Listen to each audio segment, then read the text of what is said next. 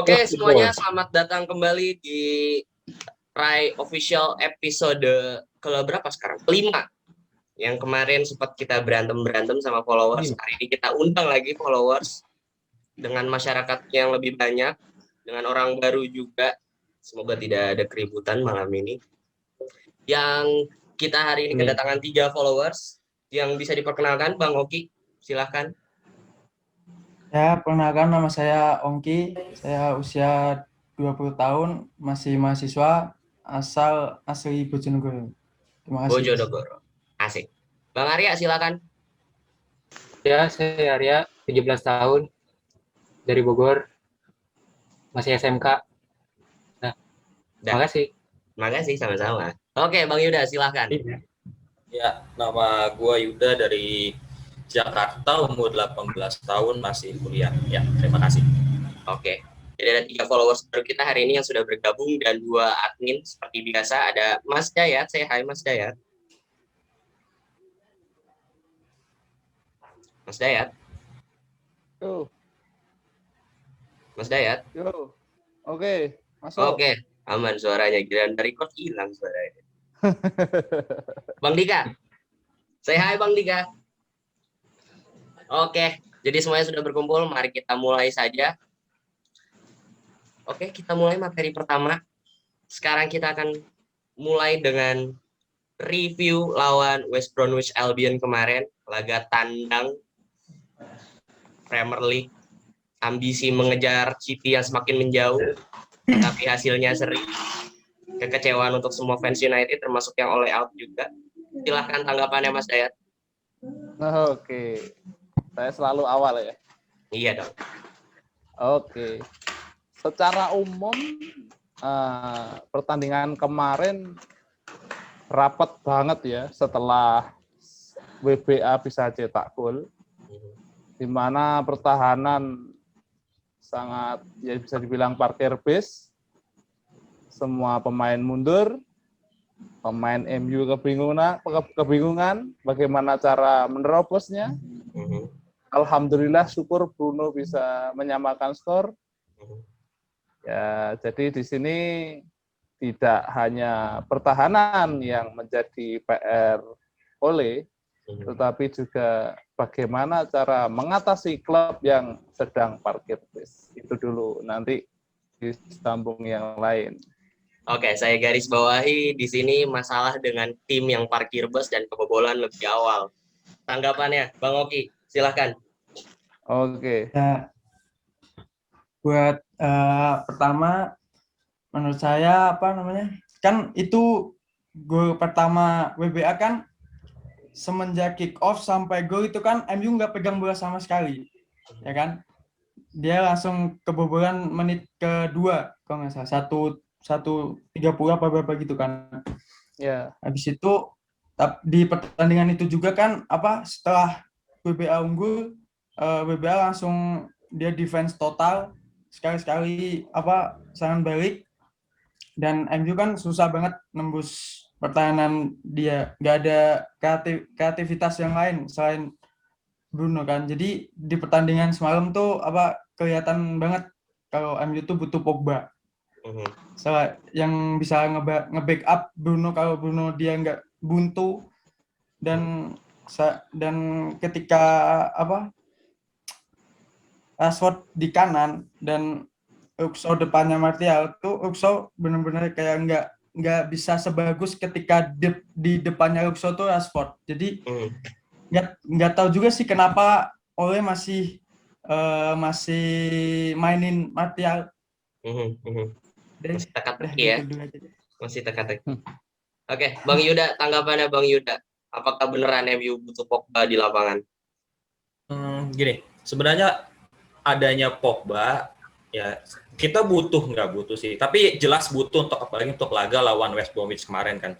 Kita lihat waktu lawan Fulham kemarin, Pogba yang jadi pemecah 1-1 jadi 2-1 lewat golnya di jarak jauh. Mungkin itu ada solusi gimana kita nggak bisa tembus ke dalam kalau lagi lawan pakai bus juga kan. Dan Pogba ditaruh di kanan, dia bisa lebih bervariasi daripada ketika ditaruh di gelandang jangka atau di gelandang tengah.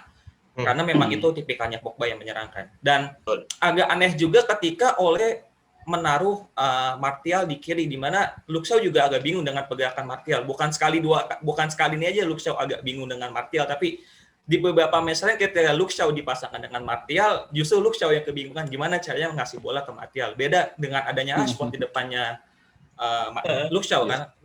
Luke Shaw terlihat lebih enak main di depannya Rashford gitu. Dan Wan Bissaka juga agak bingung nih mainnya Rashford kan, karena Rashford entah kenapa ini udah 2 atau 3 match benar-benar kayak egois banget. Dia nggak mau shooting, nggak mau passing, pegang bola utak-atik, ujungnya nggak tahu kemana. Jadi bola keambil lah kemana lah.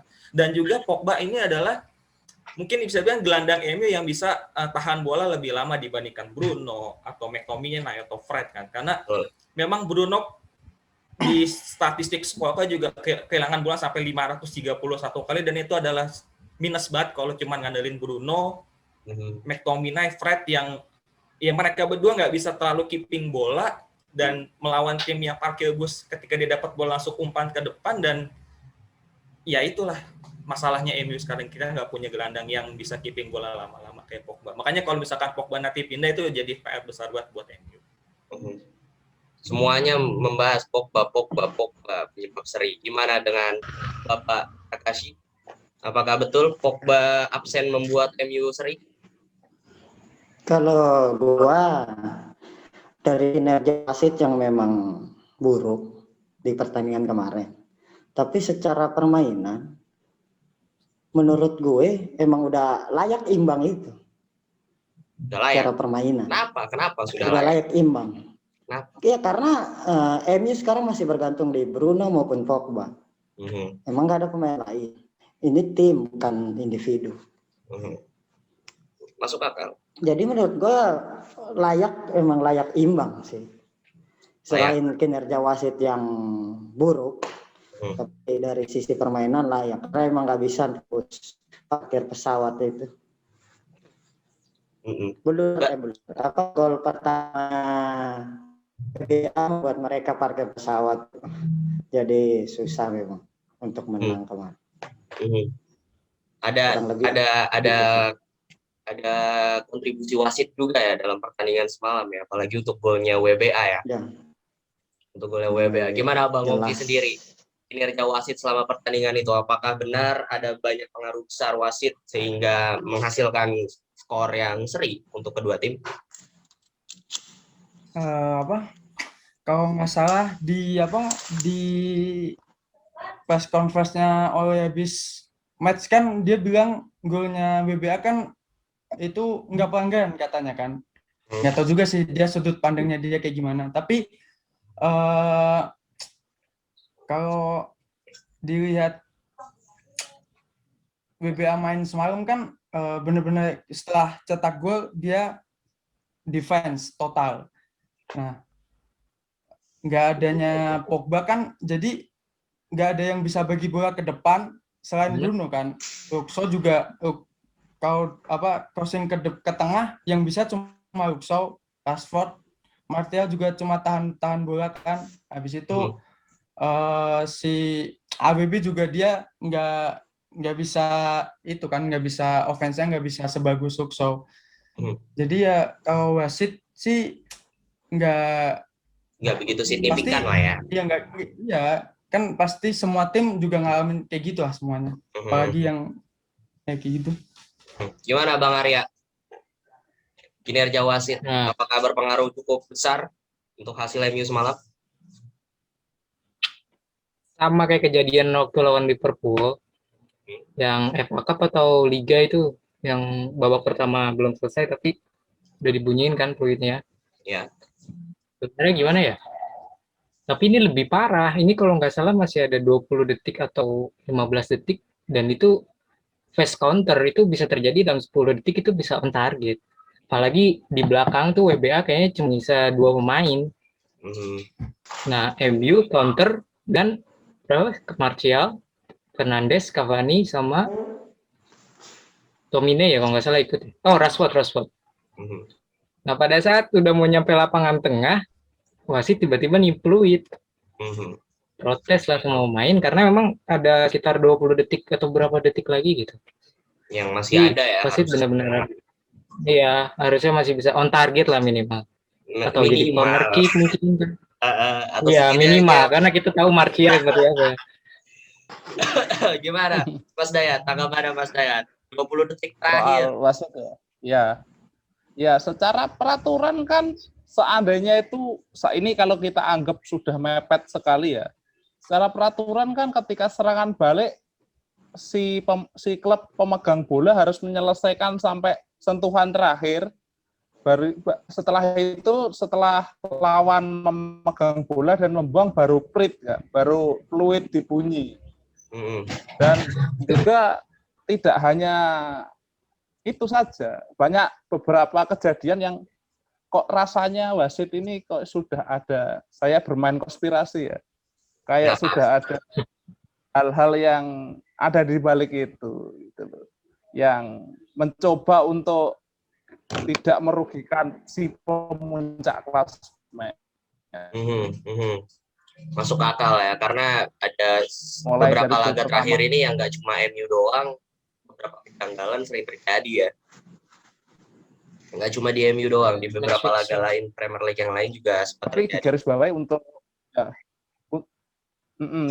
untuk penalti itu memang saya sependapat karena memang itu jatuhnya si Maguire memang sentuhannya sedikit, tapi di luar itu memang ya seperti ada tanda tanya di balik itu.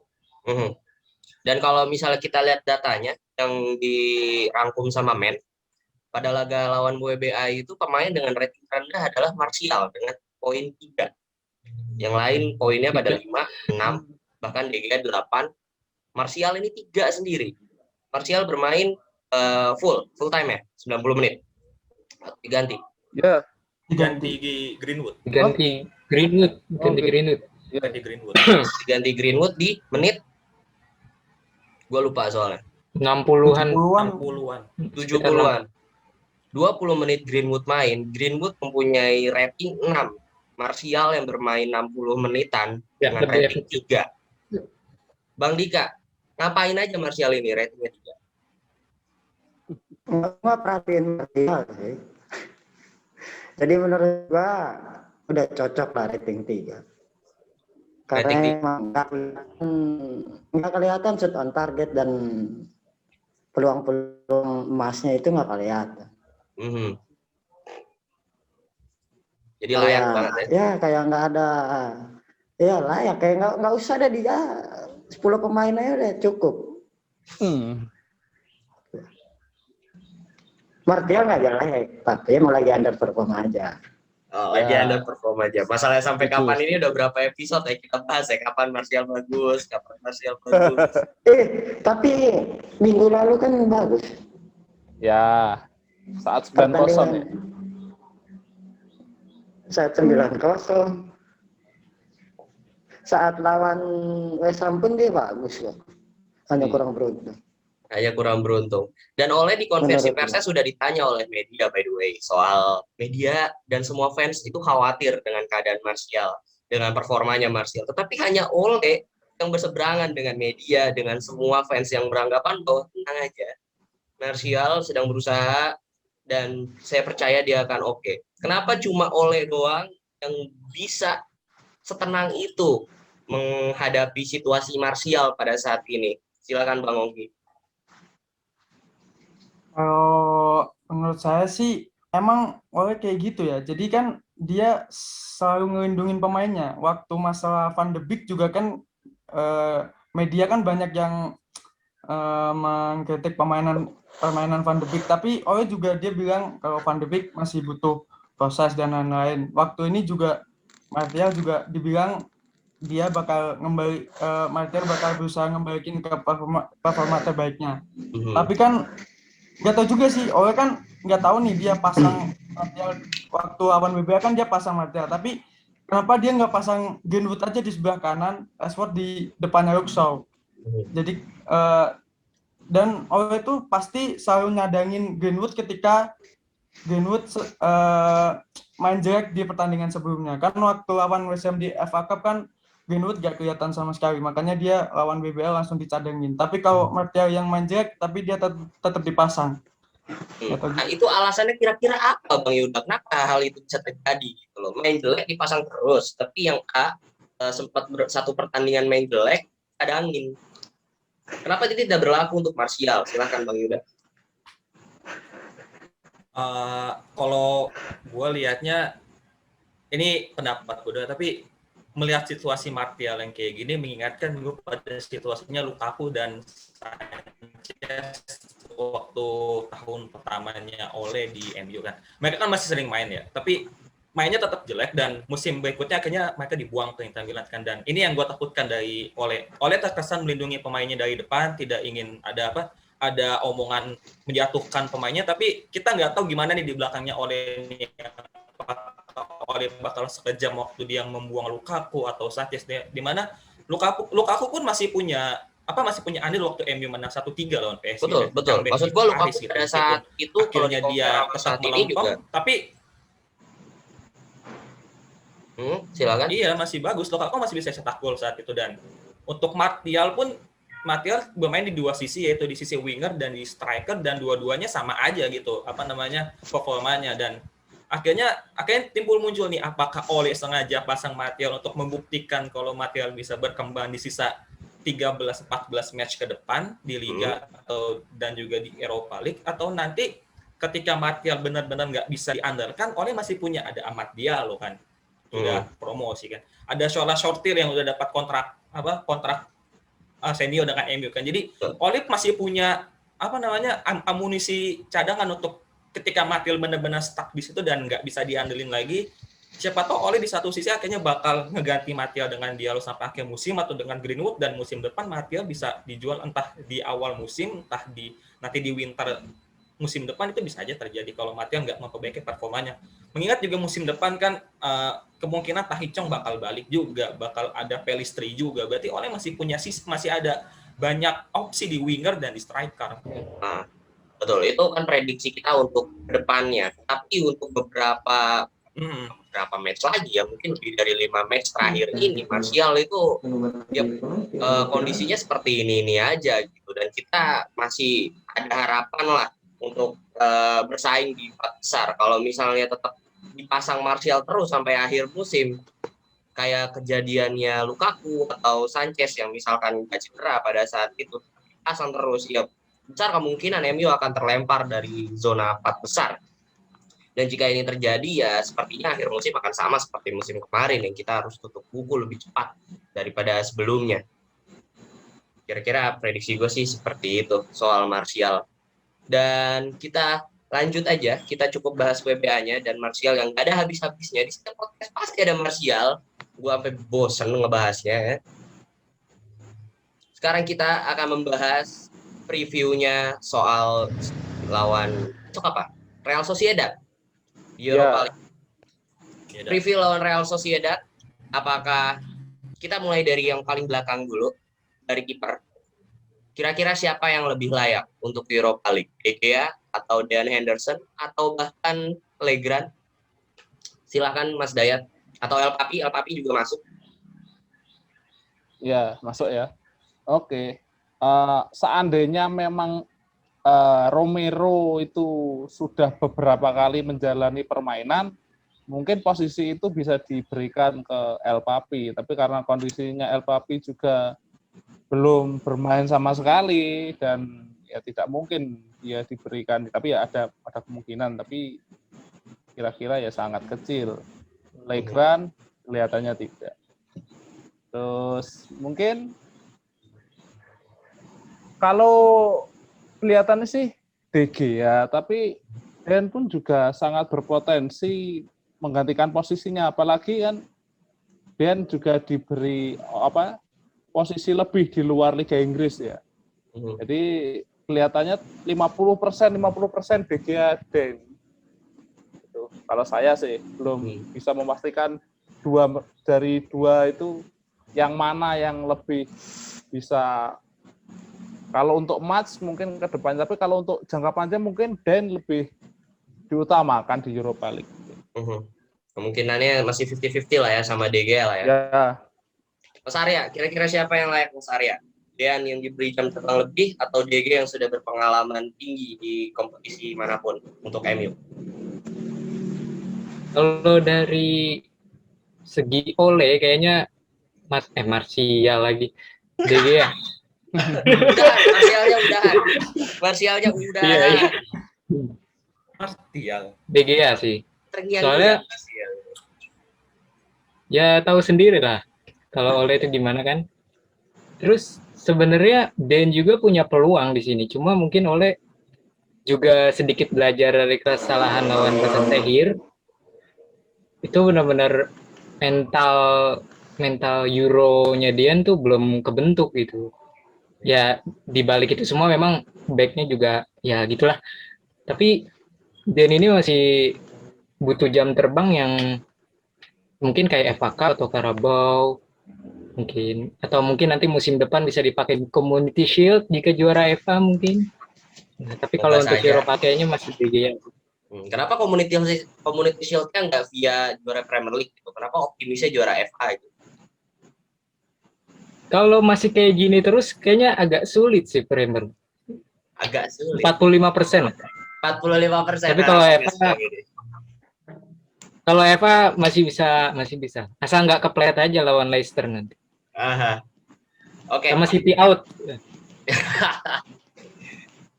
Bang Dika, Kakashi. Gimana Bang Kakashi? Dean atau De Gea yang layak untuk Europa League? Kalau bicara layak, De Gea. Cuma kalau lihat porsi main, kayaknya Dean yang akan diturunkan oleh. Dengan alasan? Dan kalau Sila ya, dengan alasan Dean akan dikembangkan jam terbangnya untuk di Eropa jangka panjang. Menurut gue. Kalau untuk El Papi susah, belum pernah main di match sebelumnya. Tapi El Papi sudah sangat terbukti ya untuk spesialis Europa League. El Papi kan sekalinya bukan El Papi kalah. Ya, sudah bukti. Iya.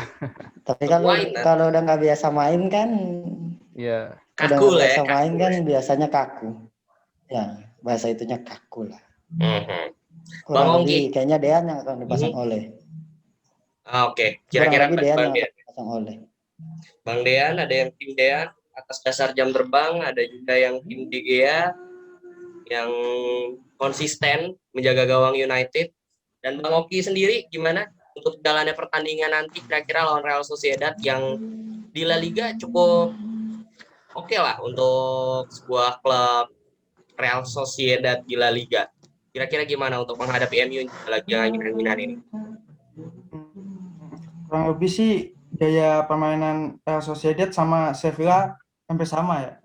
Jadi apalagi kan Sociedad kan di tengahnya cukup kuat juga kan, ada David Silva, ada ya Mendy, sayap kanannya ada Januzaj.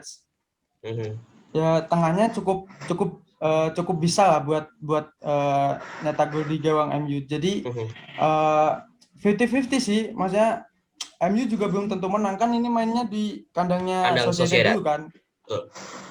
Jadi ya masih 50-50. Kalau penguasaan bola sih kan kalau tim-tim Spanyol kan pasti dia ngandelin penguasaan bola main dari belakang kayak gitu kan. Jadi ya kemungkinan MU bisa jadi kalah sih ini. ini gimana ini? Ini sebentar nih gue garis bawahi, Bang Oki ini gue bocorin, Bang Oki ini salah satu Oleste gitu. Tetapi prediksinya kali ini kalah. Ini ada apa? Coba Bang Oki jujur lah. Kenapa? Ya. Why you believe but you prediction MU will lose? Gini apa? Emang dia pemain MU kan jauh, maksudnya skillnya pasti di atas Sociedad lah, di bagian sisi kan pasti di atas Sociedad. Tapi kan kayak lawan Sevilla aja kan, maksudnya Sevilla siapa sih pemainnya yang bisa itu, yang maksudnya yang terkenal se-MU yang bagus kayak pemain-pemain MU, tapi kan dia punya sistem permainan kan, meskipun ya kayak monoton kayak gitu, tapi kan bisa nyetak gol dan nggak buntu kayak MU kan. Dan Ole juga kan dia sistemnya Ole kan nggak tahu juga ya gimana. Dia tuh emang kayaknya sistemnya ngandelin skill pemain kayak Bruno, Pogba, Rashford kayak gitu sih. Dia nggak punya sistem yang tepat kayak City, kayak Liverpool kayak gitu sih. Yang Jadi merata kayak lah ya. iya. Gimana Mas Dayat tanggapannya? Pihak Oleste setujukah akan kalah melawan Real Sociedad dikarenakan MU masih sangat bergantung atas skill individu pemainnya? Silakan Mas Dayat pembelaannya. Oke, masuk ya. Kalau seandainya permainannya seperti WBA kemarin ya selamat tinggal Europa League gitu aja. Walaupun masih ada leg kedua ya. Loh, seoleh-oleh stay-nya, sepercaya prosesnya. Tapi kalau dalam satu pertandingan tidak bisa memanfaatkan dengan baik, ya kalah juga gitu loh. Alasan orang berkata oleh stay itu kan karena biar siklus ini itu tidak mengulang dari nol gitu loh maksudnya. Gitu. Tapi kalau seandainya memang tidak bisa memanfaatkan peluang, ya bagaimana lagi? Tapi harapan terbesar ya harus wajib menang karena memang ini salah satu harapan untuk MU ke depannya kan ya. Dan juga membangun mental pemain. Tidak ada yang menginginkan MU kalah atau di kompetisi Ya, apapun yang tidak ada. realistis dengan keadaan itu juga perlu ya. Ya, jadinya boleh oleh stay tapi tetap juga realistis. Harus jadi ini percaya tapi krisis kepercayaan juga gitu di satu sisi ya. Ini agak dilema. Harus dikritisi. Iya, karena sayang itu juga harus mengkritik. Gimana? Oleh out silakan. Gue oleh out tapi gue optimis menang loh. Gimana ini ya? Saya juga optimis. Oleh stay optimis, pesimis kid. Gue oleh out tapi gue optimis. Oke, gue alasan gue optimis. Yang pertama, beberapa laga terakhir MU terpuruk. Biasanya Ole akan jadi singa ketika terpuruk. Ya. Yang kedua, gaya main Real Sociedad itu terbuka. Ole itu paling hebat menurut gue di gaya permainan terbuka. Ole bisa memanfaatkan itu menurut gue. Jadi gue bisa memprediksi MU menang. Agak masuk akal karena sepertinya Real Sociedad pun juga tidak akan bermain bertahan ya. Akan bermain terbuka juga ya. Saya masuk sebentar. Apalagi di kandang sendiri. Ya, betul. Jadi kemungkinan menangnya masih ada lah ya. Silakan Mas Dayat, apakah nggak jadi prediksinya? Ya. Saya garis bawah ya. Tadi kan saya bilang ketika nanti Real Sociedad bermain seperti WBA, yaitu dengan kondisi yang bertahan total, itu kan jadi minusnya MU. Tapi kalau terbuka ya wajib menang lah. Wajib. Dan harus menang. Ya wajib. Nggak ada fan bola suatu klub itu berharap kalah itu tidak berarti ada. dipertanyakan. Cuman Bang Coki yang berharap kalah. Iya, bisa Mas Coki ini. Gua nggak pernah bilang MU harus kalah ya buat oleh out ya. Gua nggak pernah bilang kayak gitu ya. Tolong garis bawahi ini. Gue cuma gue prediksikan ini akan kalah kayak kemarin lawan WBA. Dengan kondisi MU seperti ini, oleh yang begitu, pemain yang begini, hasilnya akan kalah. Terbukti kan tipis, akhirnya seri. Come on, gue nggak pernah mendoakan, gue tidak pernah menginginkan, tetapi ya realistis dengan keadaan bahwa Ole tidak sebaik pelatih MU yang sebelumnya. Seperti itu. Oke, daripada saya emosi, silakan Bang Arya. Kayaknya seri 0-0. Soalnya kalau misalkan main kayak WBA kemarin itu benar-benar nggak ada tujuan ke depan, nggak ada tujuan ke gawang, itu benar-benar muterin kotak penalti.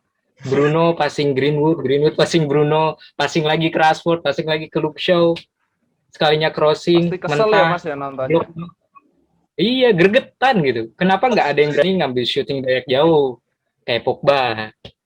Tetapi kan itu biasanya permainan yang menarik. Tapi kan itu menghasilkan permainan yang menarik. Itu yang dicari sama Oleste kan. Permainan yang menarik. Ya. Ya setidaknya nggak gitu juga. Di depan itu ada Cavani. Nggak ada permainan menarik.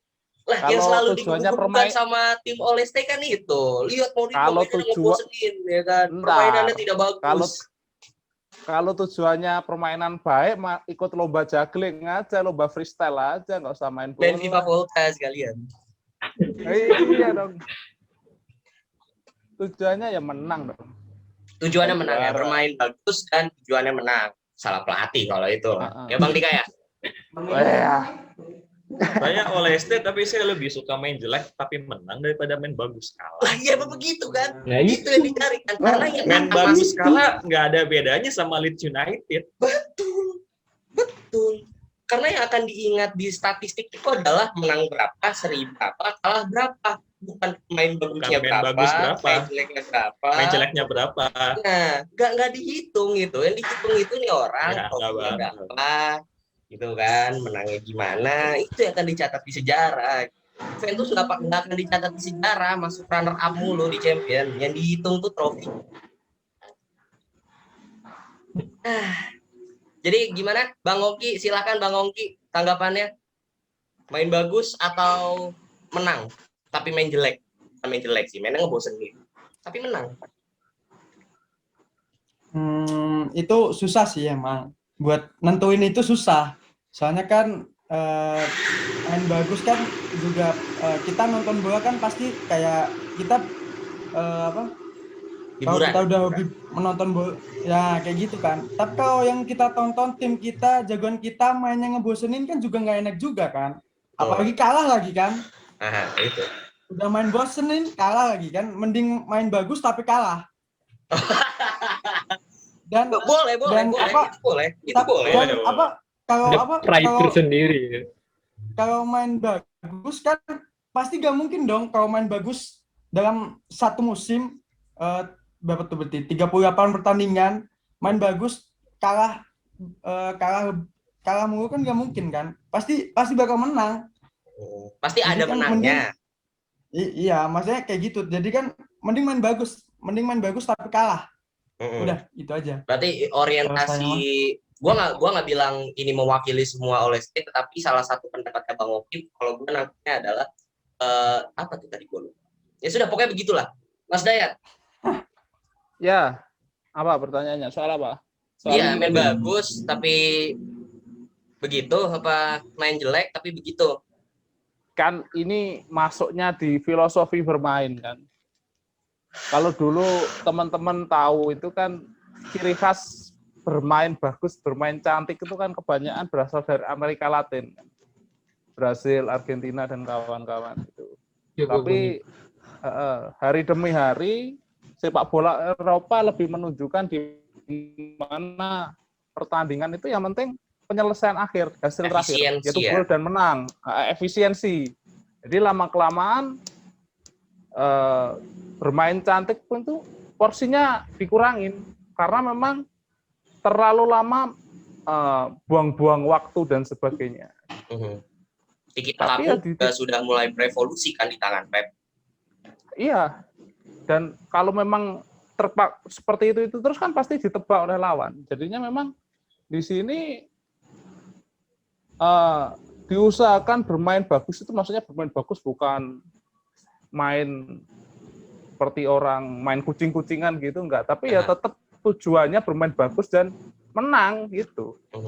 Apakah sudah ke arah situ sejauh ini untuk 2,5 tahun yang cukup melelahkan? Ya.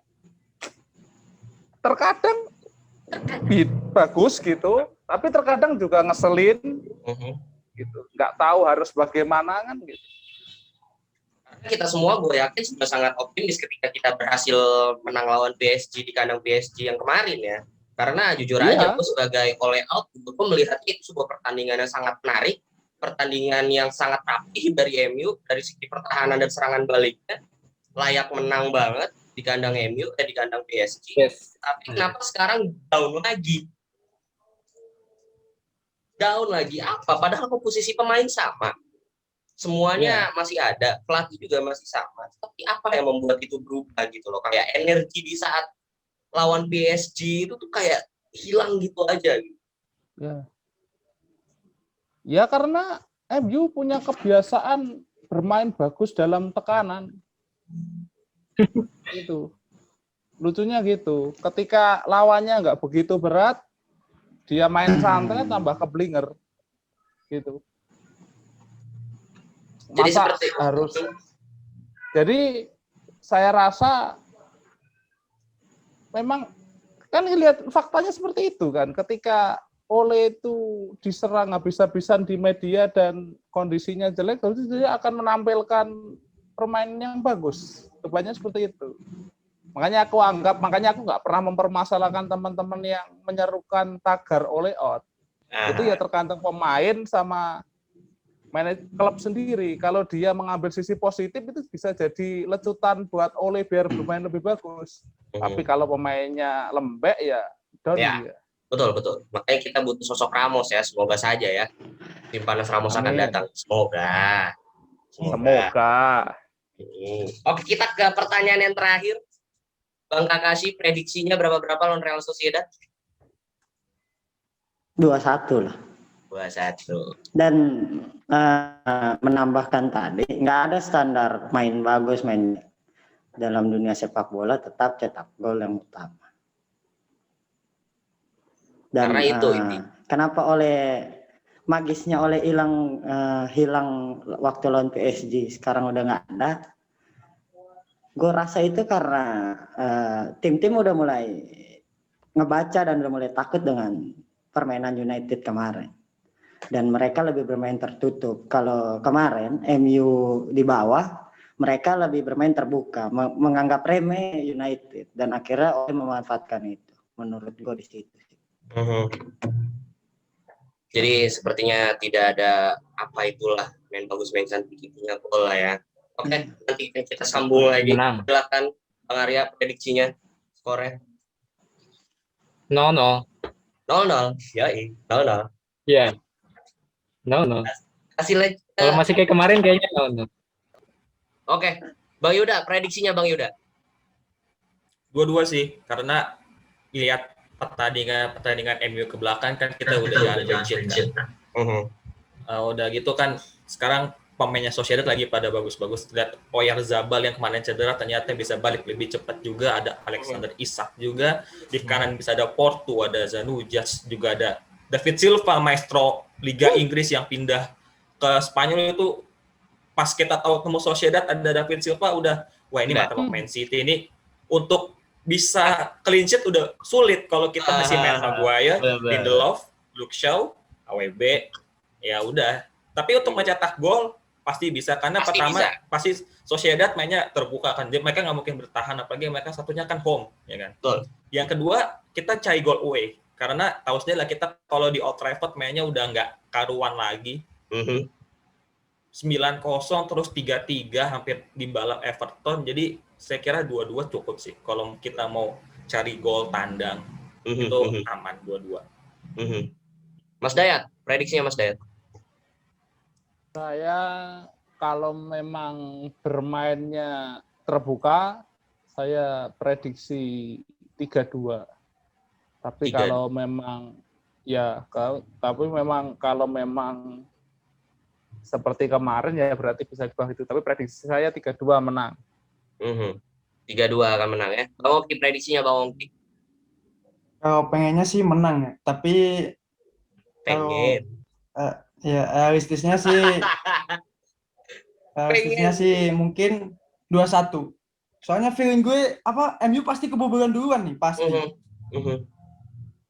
Mengingat duet Lindelof sama Maguire ya. 2-1 sih 2-1. Tapi entah di Old Trafford di comeback tuh menang. Oke. Kita berdoa yang terbaik ya agar tim ini kembali ke masa kejayaannya seperti kemarin. Amin. Oke.